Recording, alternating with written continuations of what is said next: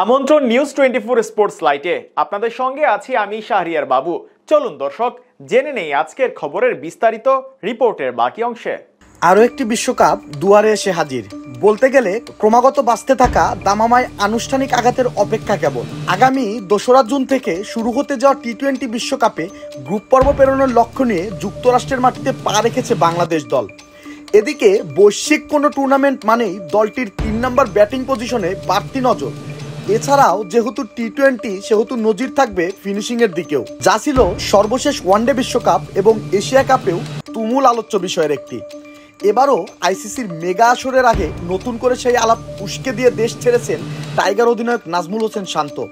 কেবল বাংলাদেশই নয়, ব্যাটিং অর্ডারের 3 নম্বর জায়গাটা সাধারণত দলের সেরা ব্যাটসম্যানদের জন্য বরাদ্দ থাকে। ভারতের বিরাট কোহলি, অস্ট্রেলিয়ার স্টিভেন স্মিথ, ইংল্যান্ডের জো রুট, নিউজিল্যান্ডের কেইন উইলিয়ামসন এই পজিশনে ব্যাট করতে নামেন। বলতে পারেন তাদের সবাই তো আর টি-20তে নিয়মিত নয়। ফরম্যাট ভিন্ন হলেও 3 নম্বরের সেরা ও নির্ভরযোগ্য কাউকে রাখা যেন চিরাচরিত নিয়ম, যারা হয়তো উড়ন্ত সূচনাকে কাজে লাগিয়ে ম্যাচ টেনে নিয়ে যাবেন, নতুবা শুরুর বিপর্যয় কাটিয়ে মিডল অর্ডারের সঙ্গে একটি যোগসূত্র স্থাপন করবেন। এবার বাংলাদেশের বর্তমান প্রেক্ষাপটে ফেরা যাক।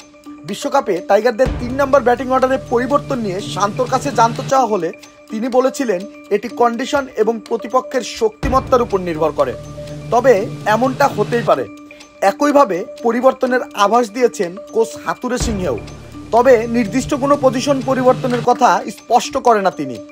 এছাড়াও সাকিব শান্ত বাদেও এই পজিশনের জন্য প্রস্তুত রয়েছে তাওহিদ হৃদয়। তবে যেহেতু বিগত কয়েকটা সিরিজে ব্যর্থ ছিলেন শান্ত, সেহেতু এই 3 নম্বর পজিশনে পরিবর্তন আসলেও অবাক হওয়ার কিছুই থাকবে না। তবে সেটা ম্যাচের কন্ডিশন এবং প্রতিপক্ষের উপরে নির্ভর করেই সিদ্ধান্ত নেবে কোচ। এদিকে আরও একটি পজিশন নিয়ে রয়েছে মধুর সমস্যা, আর সেটি হচ্ছে ফিনিশিং পজিশন। যেহেতু দলে নেই মিরাজ সাইফুদ্দিনের মতো খেলোয়াড়, সেহেতু বাড়তি প্রেশার থাকবে রিয়াদ, জাকের আলী অনিক, শেখ মাহাদিদের উপরেই। আর সেক্ষেত্রে শেষ দিকে একটু চাপে পড়ার সম্ভাবনাই বেশি থাকবে বাংলাদেশের। জাকের আলী, শেখ মাহাদি কিংবা রিশাদ হোসেন অনভিজ্ঞ এই খেলোয়াড়রা কতটা প্রেশার নিয়ে ফিনিশিং টানবে এইটাই বড় বিষয়। আর সেক্ষেত্রে এই পজিশনটাই লড়বে মোট 4 জন খেলোয়াড়, যেখানে সুযোগ হবে 3 জনের।